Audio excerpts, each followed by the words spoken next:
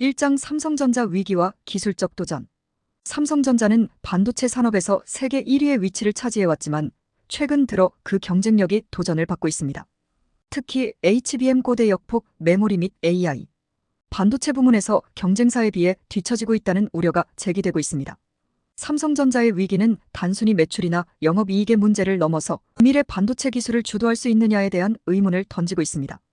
이 장에서는 삼성전자가 직면한 기술적 도전과 그 원인, 그리고 이를 해결하기 위한 방향에 대해 깊이 있게 탐구해 보겠습니다.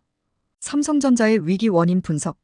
삼성전자의 현재 위기는 주로 반도체 시장에서의 경쟁 심화와 기술적 차별화 실패에서 비롯되었습니다. 특히 HBM 고대 역폭 메모리 분야에서 삼성전자는 경쟁사인 SK하이닉스와 마이크론에게 밀리고 있다는 평가를 받고 있습니다. HBM은 AI와 고성능 컴퓨팅을 지원하는 필수적인 메모리 기술로 차세대 데이터 처리 속도를 좌우하는 중요한 요소입니다. 하지만 삼성전자는 이 시장에서 경쟁사들보다 느린 제품 출시와 성능 개선의 지연으로 인해 고전하고 있습니다. 또한 AI 반도체 분야에서도 삼성전자는 인공지능 AI과 머신러닝 ML 기술 발전을 충분히 따라잡지 못하고 있습니다. AI 반도체는 향후 모든 기술의 핵심이 될 것으로 예상되지만 삼성전자는 이 분야에서 경쟁사에 비해 늦은 진입과 기술적 한계를 보이고 있습니다. 이는 삼성전자의 연구개발 R&D 전략이 AI 시장의 급격한 변화에 유연하게 대응하지 못한 점에서 비롯됩니다. HBM 고대 역폭 메모리 및 차세대 메모리 기술. HBM은 대량의 데이터를 빠르게 처리할 수 있는 메모리로 특히 AI 데이터 센터, 고성능 컴퓨팅 HPC에서 중요한 역할을 합니다. HBM은 여러 개의 메모리 칩을 3D로 적층하여 병렬로 데이터를 처리할 수 있는 구조를 가지고 있습니다. 이로 인해 메모리 대역폭이 크게 향상되며 기존 DRAM보다 훨씬 더 빠른 데이터 처리 속도를 가능하게 합니다. 삼성전자는 HBM사와 HBM5와 같은 차세대 제품의 개발에 집중하고 있지만 SK하이닉스와 같은 경쟁사는 이미 HBM3 및 HBM31을 시장에 출시하고 엔비디아와 같은 주요 고객에게 납품하고 있습니다. 삼성전자의 기술적 지연은 경쟁사에 비해 시장 점유율을 잃게 하는 주요 요인 중 하나로 작용하고 있습니다.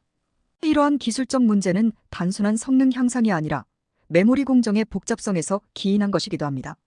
특히 메모리 칩 적층 기술과 인터커넥션 문제는 메모리 제조, 공정에서 큰 도전 과제입니다. AI 반도체와 미래 전략. 삼성전자의 또 다른 문제는 AI 반도체 분야에서의 부진입니다. AI 반도체는 인공지능 학습과 추론을 지원하는 특화된 칩으로 신경망 처리 장치 NPU나 텐서 처리 장치 TPU와 같은 고성능 칩들이 이에 해당합니다. 삼성전자는 AI 반도체 시장에서 경쟁사들에 비해 늦게 진입하였고 이로 인해 시장 선점을 하지 못했습니다. AI 반도체는 단순한 하드웨어 성능을 넘어 소프트웨어 알고리즘과의 결합이 중요한데 삼성전자는 이 부분에서도 경쟁력 약화를 보였습니다. 또한 AI 반도체는 고성능 컴퓨팅을 요구하기 때문에 전력 효율성과 처리 성능의 균형이 매우 중요한데 삼성의 AI 반도체는 이러한 면에서 경쟁 제품에 비해 뒤처진다는 평가를 받고 있습니다. 향후 삼성전자가 AI 반도체 분야에서 성공하기 위해서는 하드웨어와 소프트웨어의 통합적 접근과 알고리즘, 최적화에 대한 투자가 필수적입니다. 경쟁력 회복을 위한 삼성의 대책. 삼성전자가 직면한 위기를 극복하기 위해서는 몇 가지 전략적 대책이 필요합니다. 첫째, 조직 개편과 내부 혁신이 요구됩니다. 현재 삼성전자는 지나치게 관료화된 조직 구조로 인해 기술적 혁신과 의사결정이 느려지고 있습니다. 이를 해결하기 위해 더 유연하고 빠른 의사결정 구조를 도입할 필요가 있습니다. 제가 반도체 연구소에서 근무할 때에도 이러한 관리에 삼성이라는 용어가 연구자에게도 적용되어 회의를 많이 가지곤 했습니다. 둘째, 인재 육성 및 소프트웨어 역량 강화가 필요합니다. AI 반도체 분야에서는 하드웨어 성능뿐만 아니라 소프트웨어 알고리즘의 최적화가 중요한데 삼성전자는 이 분야에서의 전문 인력 부족으로 인해 경쟁사들에 뒤처지고 있습니다. 따라서 전문 기술 인력의 채용과 지속적 교육을 통해 AI와 소프트웨어 개발 역량을 강화해야 합니다. 셋째, 글로벌 시장에서의 새로운 전략을 수립해야 합니다.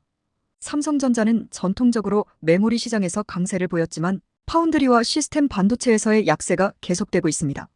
이를 극복하기 위해 중소기업과의 협력 및 인수합병 M&A와 같은 공격적인 전략이 필요하며 특히 AI 및 차세대 메모리 기술을 선도하는 스타트업과의 협업이 중요합니다. 삼성전자의 위기는 단순한 수익성 저하나 경쟁사의 약진이 원인이 아닙니다. 이는 더 깊은 기술적 도전과 글로벌 시장에서의 빠른 변화 속에서 발생한 위기입니다. 삼성전자가 앞으로도 기술 리더십을 유지하려면 현재의 문제를 명확히 인식하고 적극적인 대책과 혁신을 통해 새로운 도약을 준비해야 할 것입니다. 2장 삼성전자의 위기와 한국의 새로운 기회. 삼성전자는 오랜 시간 동안 한국 경제를 대표하는 기업으로서 대한민국의 성장에 중요한 역할을 해왔습니다. 그러나 삼성전자의 성공이 대한민국 경제에 긍정적인 영향만을 미쳤던 것은 아닙니다. 삼성전자에 대한 지나친 의존이 오히려 한국의 경제 구조를 경직시키고 다양성을 저해하며 혁신적인 생태계를 구축하는 데 장애물이 되었을 가능성이 있습니다. 노키아가 몰락한 후 핀란드가 혁신의 기회를 맞이한 것처럼 삼성전자의 위기가 오히려 대한민국이 새로운 방향으로 나아갈 수 있는 계기가 될 수 있다는 관점을 살펴볼 필요가 있습니다. 삼성전자의 의존과 한국 경제의 경직성. 삼성전자는 반도체, 스마트폰, 가전 등에서 글로벌 리더로 자리 잡았으며 그 결과로 한국 경제는 삼성전자라는 거대 기업에 의존하는 경향이 강해졌습니다. 2020년대 초반까지 삼성전자는 한국의 GDP와 수출의 상당 부분을 차지하고 있었으며 이는 한국의 다른 기업들이 성장할 수 있는 여지를 좁혔습니다. 많은 인재와 자원이 삼성전자에 집중되었고 중소기업이나 스타트업은 상대적으로 자원 부족과 시장 경쟁에서 불리한 상황에 처했습니다. 삼성전자의 강력한 입지는 결과적으로 한국의 경제 다변화를 저해하는 역할을 할 수 있습니다. 특정 대기업에 의존하는 경제 구조는 변화에 대한 대응력이 떨어지며 그 기업이 위기를 맞거나 몰락할 경우 국가 경제 전체가 큰 타격을 입을 수 있습니다. 따라서 삼성전자가 지속적인 성장을 이룬다고 하더라도 그것이 한국 경제 전반에 장기적으로 좋은 영향을 미친다고 보기는 어렵습니다. 노키아의 몰락과 핀란드의 혁신적 전환. 노키아는 한때 핀란드를 대표하는 글로벌 기업이었고 핀란드 경제의 핵심이었습니다. 그러나 스마트폰 혁명에서 뒤처지면서 노키아는 몰락의 길을 걸었고 이는 핀란드 경제에 큰 충격을 주었습니다. 그러나 아이러니하게도 노키아의 몰락은 핀란드가 더 다양하고 혁신적인 경제 생태계를 구축하는 계기가 되었습니다. 노키아가 사라진 후 핀란드는 ICT 정보통신 기술, 게임 산업, 바이오테크 등 다양한 분야에서 혁신적인 스타트업이 등장했고 많은 인재들이 새로운 창업에 나서면서 핀란드 경제는 오히려 새로운 활력을 얻었습니다. 특히 노키아 출신의 인재들이 창업 생태계로 흘러가면서 기술과 경험이 축적되었고 핀란드는 더 이상 특정 대기업에 의존하지 않고 다양한 분야에서 혁신을 이뤄내는 국가로 변모했습니다.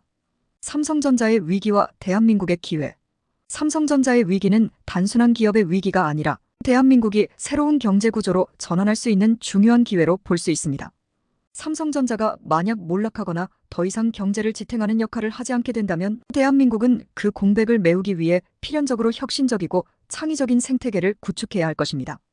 우리는 이 과정에서 더 많은 중소기업과 스타트업들이 성장할 기회를 얻게 될 것입니다. 반도체나 스마트폰 제조에 치중되었던 자원과 인재들이 인공지능, 바이오테크, 친환경 에너지 등 신기술과 신산업 분야로 흘러가면서 새로운 산업이 대한민국 경제의 핵심으로 자리 잡을 수 있습니다. 이는 장기적으로 한국 경제의 지속 가능성과 안정성을 높이는 데 큰 도움이 될 것입니다.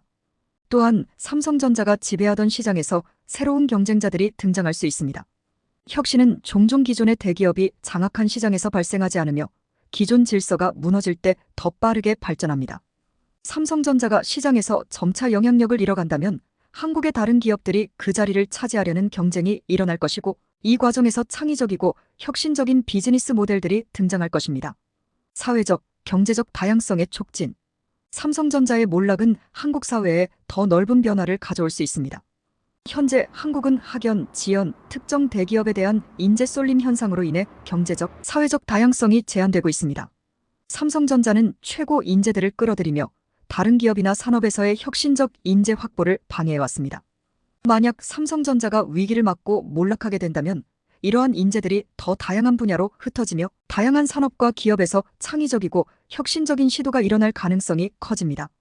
또한 삼성전자라는 대기업의 존재는 한국의 교육 시스템에도 큰 영향을 미쳤습니다. 많은 학생들이 삼성과 같은 대기업 입사를 목표로 교육을 받으며 창의성과 도전 정신이 억제된 채 취업 중심의 사고방식을 갖게 되었습니다. 삼성전자가 몰락하거나 그 영향력이 축소된다면 한국의 교육 시스템도 보다 창의적이고 다양한 분야로의 인재 양성에 중점을 두게 될 것입니다. 삼성전자의 몰락이 가져올 새로운 시작. 삼성전자의 위기나 몰락은 단순히 기업의 실패를 의미하지 않습니다. 이는 대한민국이 새로운 경제적 전환점에 서 있다는 신호일 수 있습니다. 노키아가 몰락한 후 핀란드가 혁신적인 경제로 변모했듯이 삼성전자의 몰락은 한국이 더 다양하고 창의적인 산업 생태계를 구축할 수 있는 기회로 작용할 수 있습니다. 결국 삼성전자의 몰락은 대한민국 경제의 재구성, 사회적 다양성 촉진, 그리고 교육 및 인재 양성에서 새로운 가능성을 열어줄 것입니다. 이는 삼성이라는 한 기업에 의존하지 않고 다양한 분야에서 혁신과 성장을 이뤄낼 수 있는 건강한 경제 구조를 만들어가는 첫걸음이 될 것입니다.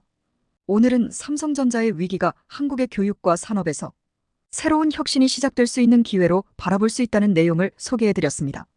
물론 삼성전자가 반도체 1위의 자리를 탈환할 수도 있겠지만 달이 차면 기울듯이 세상에 영원한 1등은 존재하지 않는다는 교훈을 되새기며 겸손한 자세로 나아가야 할 것 같습니다. 지금까지 토트샘의 사이언스 캐치였습니다.